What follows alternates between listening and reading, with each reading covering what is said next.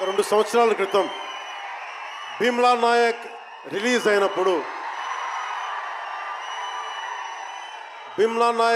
అయినప్పుడు అందరి సినిమాలు 100లో ఉంటే పవన్ కళ్యాణ్ సినిమాలు 10 రూపాయలు 15 రూపాయలతో చేశారు.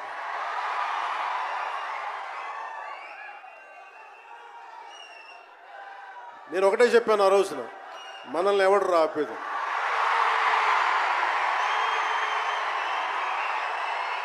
This is not about money. This is not about finance. This is not about records. This is about damn guts. This is about damn courage. This is about damn tenacity. We are here. We will stand by. We will serve justice.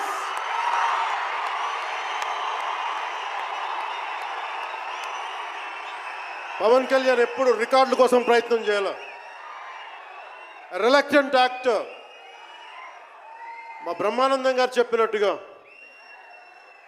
నేనేం కోరుకోలే, నేను ఒక actor అవ్వాలని కోరుకోలే, సగటు మనిషిగా బతుకుదామన్న ఒక్క ఆలోచన తప్ప నాలో ఏం లేదు.